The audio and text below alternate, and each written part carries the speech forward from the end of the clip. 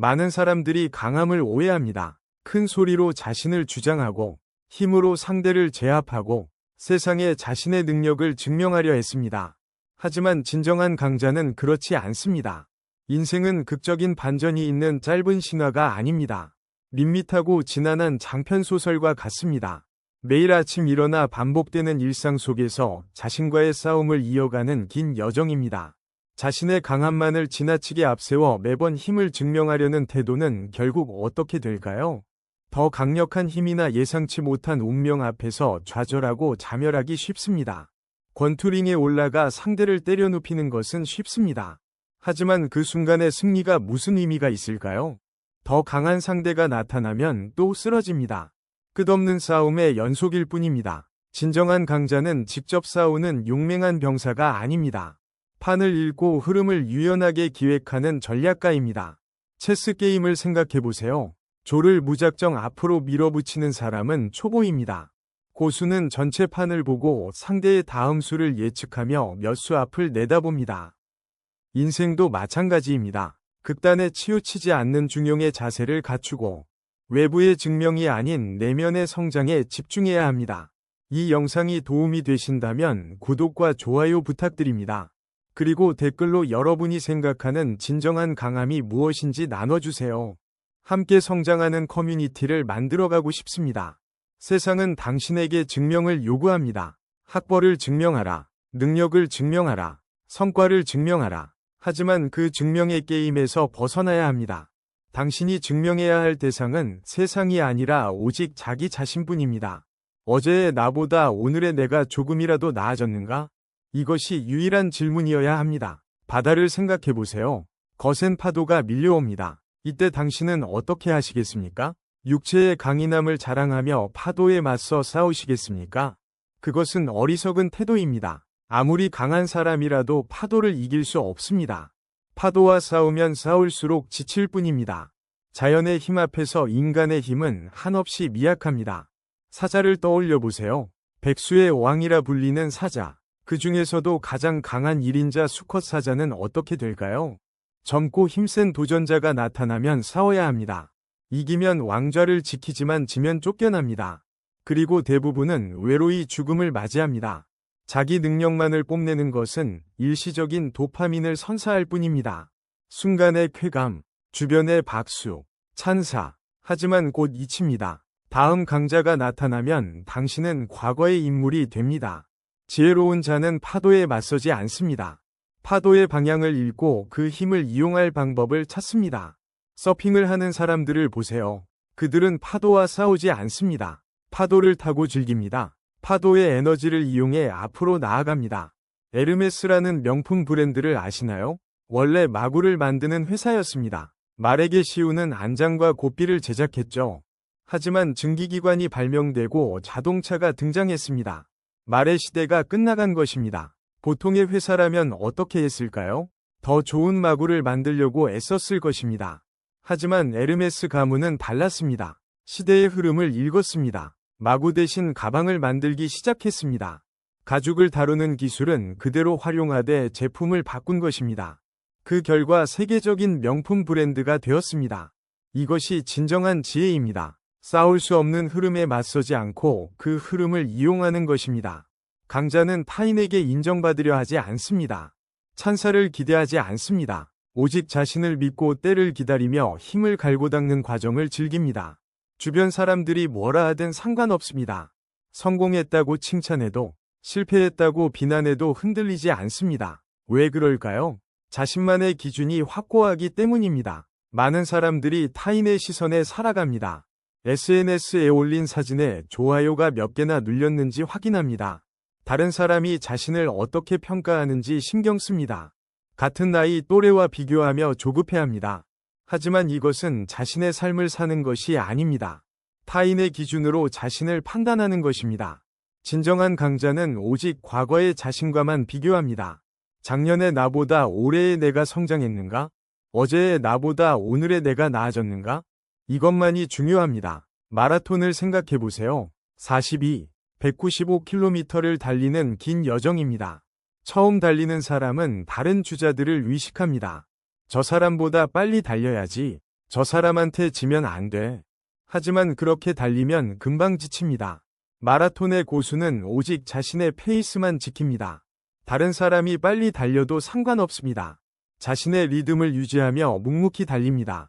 그리고 결국 완주합니다. 어떠한 상황에서도 본인의 기준에서 한 걸음씩 나아가는 것, 그 자체가 인간이 갖출 수 있는 최선의 품격입니다. 타인의 인정은 순간의 성과물일 뿐입니다. 오늘 당신을 칭찬하는 사람이 내일은 비난할 수도 있습니다. 사람의 마음은 변하기 때문입니다. 하지만 계속 나아가고 성장하는 여정 그 자체는 변하지 않습니다. 그것이 삶의 진정한 기쁨을 줍니다. 목표에 도달했을 때의 짧은 쾌감이 아니라 그곳을 향해 가는 매일의 과정에서 오는 깊은 만족감입니다. 인간의 뇌는 신기하게도 부정적인 것에 더 강하게 반응합니다. 좋은 기억보다 나쁜 기억이 더 오래 남습니다. 칭찬보다 비난이 더 깊이 새겨집니다. 이것을 심리학에서는 부정성 편향이라고 합니다. 그리고 이 부정적인 감정이나 기억은 몰아내려 할수록 오히려 더 강하게 자리 잡습니다. 이것을 프레임이라고 합니다. 생각의 틀입니다. 한번 형성된 프레임은 쉽게 바뀌지 않습니다. 예를 들어 어린 시절 가난했던 사람은 어른이 되어 부자가 되어도 여전히 가난한 사람의 프레임을 가지고 있습니다. 돈을 쓸 때마다 불안합니다. 혹시 다시 가난해지지 않을까 두려워합니다. 과거에 배신당한 경험이 있는 사람은 새로운 사람을 만나도 의심합니다. 이 사람도 결국 나를 배신하지 않을까 걱정합니다. 부정적인 감정이나 과거의 적개심은 쌓으면 쌓을수록 강력해집니다. 잊으려고 애쓸수록 더 생각납니다. 지우려고 할수록 더 선명해집니다. 그렇다면 어떻게 해야 할까요? 청소하려 들지 마세요. 그 위에 덧칠하세요. 새로운 긍정적인 생각들로 그 위에 층층이 쌓아가는 것입니다. 흰 벽에 검은 페인트가 칠해져 있다고 생각해 보세요. 검은 페인트를 벗겨내려고 하면 힘들고 시간도 오래 걸립니다. 하지만 그 위에 흰 페인트를 여러 번 덧칠하면 어떻게 될까요? 검은색이 보이지 않게 됩니다. 과거를 바꿀 수는 없습니다. 하지만 현재와 미래의 성장을 쌓아나감으로써 과거를 바라보는 시선을 바꿀 수 있습니다. 과거의 실패가 지금의 나를 만든 소중한 경험이었다고 재해석할 수 있습니다. 우리가 원하는 것은 약점을 극복하는 것이 아닙니다. 그냥 강자가 되는 것입니다. 약자의 프레임에서 벗어나 강자의 프레임을 덧칠하는 것입니다. 마음의 상처는 인간을 변화시킵니다. 위축시키고 두려움에 빠뜨립니다. 통제권을 잃은 무력감을 느끼게 합니다. 상처받은 사람들은 특정한 행동 패턴을 보입니다. 이것을 약자의 표식이라고 부릅니다. 첫째, 과거의 불안을 지우고자 재빨리 어딘가에 소속되려 합니다. 좋은 직장에 들어가려고 안간힘을 씁니다. 명문대를 가려고 집착합니다. 유명한 사람과 친하다고 자랑합니다. 왜 그럴까요? 혼자서는 불안하기 때문입니다. 어딘가에 소속됨으로써 안정감을 얻으려고 합니다. 하지만 이것은 진정한 안정이 아닙니다. 외부에 의존하는 것입니다. 그 조직이 무너지면 자신도 무너집니다. 둘째, 초라해진 자신을 견디지 못해 불필요한 과시적 행동이나 비합리적 소비로 강함을 연출하려 합니다. 명품 가방을 삽니다. 비싼 차를 삽니다. 호화로운 여행을 다니며 SNS에 올립니다. 겉으로는 화려해 보이지만 내면은 공허합니다. 다른 사람들에게 인정받기 위한 소비입니다. 진정으로 원해서가 아니라 보여주기 위한 소비입니다. 셋째, 자신의 실수나 무능을 인정하지 못하고 원인을 사회나 운명 등 외부로 돌리며 변명합니다. 내가 실패한 것은 내 탓이 아니야. 부모가 도와주지 않아서야. 사회가 불공평해서야. 운이 나빠서야. 이렇게 변명하면 순간은 편할 수 있습니다. 하지만 성장할 수 없습니다. 자신의 책임을 인정해야 바꿀 수 있기 때문입니다. 약점을 드러내는 이러한 행동은 타인에게 손쉬운 먹잇감으로 인식될 수 있습니다. 약한 모습을 보이면 공격받습니다. 세상은 약자에게 냉혹합니다. 어려울수록 마음의 균형을 유지해야 합니다. 흔들리지 않는 중심을 가져야 합니다. 역사를 돌아보면 진정으로 존경받는 강자들이 있습니다. 스피노자, 제노, 공자. 이들의 공통점은 무엇일까요? 모두 좌절을 겪었습니다. 스피노자는 유대교 공동체에서 파문당했습니다. 24세의 나이에 저주를 받으며 쫓겨났습니다. 누구도 그와 말하거나 접촉해서는 안 된다는 선고를 받았습니다. 상상할 수 있습니까? 하루아침에 모든 관계가 끊기는 것을요. 하지만 스피노자는 무너지지 않았습니다. 오히려 그 굴곡 속에서 자기 소명을 찾았습니다. 렌즈를 갈아 생계를 유지하며 철학 연구에 몰두했습니다. 세상의 비난과 유혹에도 불구하고 진리 앞에만 헌신하는 평안을 선택했습니다. 그는 고통에 매몰되지 않았습니다. 쓸데없이 싸우지 않았습니다. 평온한 관찰자의 시선으로 삶을 바라보았습니다. 그리고 자신만의 꽃을 피워냈습니다. 그가 남긴 철학은 지금도 수많은 사람들에게 영감을 줍니다. 공자도 마찬가지입니다. 평생 자신의 이상을 실현하려 했지만 받아주는 군주가 없었습니다. 나라를 떠돌아다니며 가르침을 전했지만 권력자들은 그를 이용하려고만 했습니다. 실망스러운 일이었을 것입니다. 하지만 공자는 포기하지 않았습니다. 제자들을 가르치고 책을 정리하며 후대를 위한 기록을 남겼습니다. 당대에는 인정받지 못했지만 그의 사상은 수천 년을 이어져 왔습니다. 외부의 불행에 흔들리지 않고 자신만의 소명을 완수했기 때문입니다. 스스로 주체가 되어 삶을 움직이면 어떻게 될까요? 얻는 것에 과하게 기뻐하지 않습니다. 잃는 것에 과하게 근심하지 않습니다. 자유로운 주체가 됩니다. 외부의 평가에 휘둘리지 않는 단단한 내면을 갖게 됩니다. 우리는 아노미 시대에 살고 있습니다. 아노미란 무엇일까요? 규범의 부재입니다. 과거에는 국가, 종교, 가족 등 집단 규범이 강력했습니다. 개인은 그 규범 안에서 자신의 역할을 찾았습니다.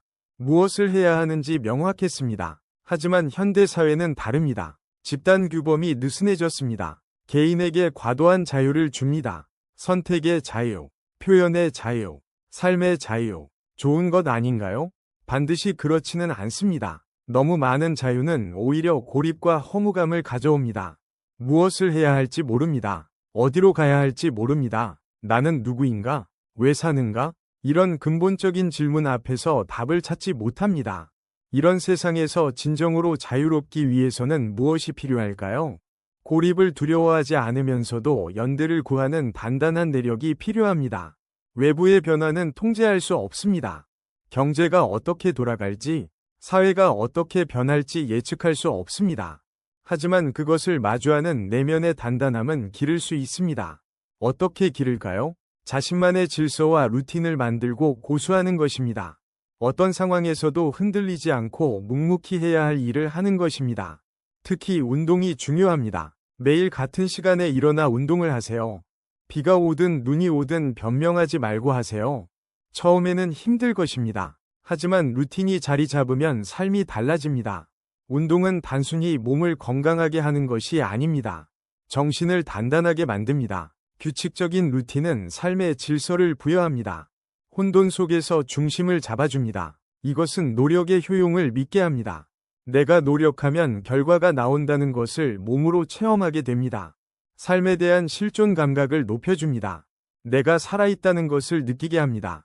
시청해주셔서 감사합니다. 인간은 끝없이 부족함을 느낍니다. 아무리 가져도 만족하지 못합니다. 더 많이 원합니다. 이것이 인간의 본질입니다. 욕망의 존재입니다. 하지만 이 욕망을 부정적으로만 볼 필요는 없습니다. 욕망은 인간을 앞으로 나아가게 하는 원동력이기도 합니다. 인간의 욕망은 크게 세 가지로 나뉩니다. 상승, 팽창, 그리고 균형입니다. 상승 욕망은 무엇일까요? 수직적으로 올라가려는 욕망입니다. 더 높은 지위에 오르고 싶어 합니다. 더 많은 돈을 벌고 싶어 합니다. 더 좋은 집에 살고 싶어 합니다. 이것 자체는 나쁜 것이 아닙니다. 성장하려는 욕구의 표현입니다. 팽창 욕망은 무엇일까요? 수평적으로 확장하려는 욕망입니다. 영향력을 넓히고 싶어 합니다. 더 많은 사람들과 연결되고 싶어 합니다. 자신의 세계관을 전파하고 싶어 합니다. 이것도 자연스러운 욕구입니다. 균형 욕망은 무엇일까요? 어느 한쪽에 치우치지 않고 조화를 추구하는 욕망입니다. 일과 삶의 균형, 물질과 정신의 균형, 자신과 타인의 균형, 삶의 평안과 조화를 원합니다. 이 세 가지 욕망은 서로 대립하지 않습니다. 오히려 함께 갖추어야 합니다. 상승만 추구하면 끝없는 경쟁에 지칩니다. 팽창만 추구하면 피상적인 관계만 늘어납니다.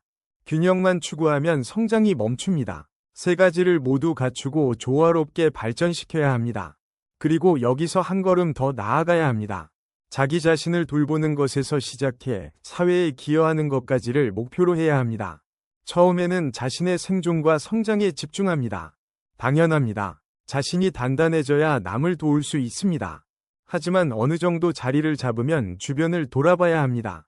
나만 잘 되면 되는가? 아닙니다. 우리는 사회 속에서 살아갑니다. 서로 연결되어 있습니다. 내가 받은 것을 돌려줘야 합니다. 이것이 가장 발전적이고 바람직한 삶의 형태입니다. 진정한 강자는 혼자 강한 것이 아닙니다. 주변을 강하게 만드는 사람입니다. 자신의 성장을 통해 다른 사람들에게 영감을 주는 사람입니다.